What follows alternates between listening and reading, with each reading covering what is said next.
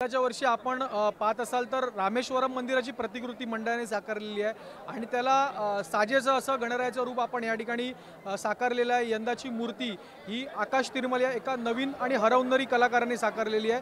ही मूर्ती या मूर्तीचं वैशिष्ट्य असं आहे की महाराष्ट्रामधली एकमेव मूर्ती अशी आहे की जी संपूर्णपणे हाताने बनवली जाते, याच्यात साच्याचा उपयोग केलेला नाही आहे आणि या मूर्तीवर आपण पाहत असाल तर 5.5 किलो सोन्याचा हार आपण पाहत असाल तो परिधान केलेला आहे या मूर्तीमध्ये आणि एक रामायणाची कथा दाखवण्याचा हा प्रयत्न आहे। पोपटाचं देखील अस्तित्व या ठिकाणी आपण मुकुटामध्ये पाहत असाल, कारण पोपटाला देखील एक अनन्यसाधारण महत्त्व रामायणामध्ये दिलेलं आहे। दक्षिणेमध्ये पोपटाला शुभशकुन मानलं जातं, ते कुठेतरी दाखवण्याचा हा प्रयत्न आम्ही केलेला आहे। रामेश्वरमचं मंदिर तुम्ही यंदा इथे साकारलं आहे, त्याच्याबद्दल काय सांगाल?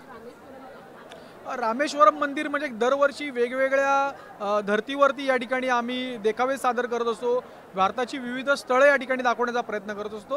तर यंदा रामेश्वरम मंदिराची महती लोकांपर्यंत पोहोचावी यासाठी म्हणून हे मंदिर आम्ही साकारलेलं आहे। भाविकांच्या सुरक्षतेसाठी नेमकी काय योजना मंडळातर्फे केली गेली आहे? भाविकांची सुरक्षा हा सगळ्यात महत्त्वाचा मुद्दा आमचा नेहमी राहिलेला आहे आणि त्याच्यासाठी वेगवेगळ्या रांगा आहेत। एक गॅलरी रांग आम्ही या ठिकाणी नव्याने सुरू केलेली आहे, जेणेकरून लवकरात लवकर दर्शन सुलभतेने कसं होईल हे आम्ही पाहतोय। CCTV कॅमेरेज जागोजागी आहेत, आमचे प्रायव्हेट सिक्युरिटी आम्ही हायर केलेले आहेत आणि कार्यकर्ते सुद्धा अहोरात्र या ठिकाणी मेहनत करत आहेत।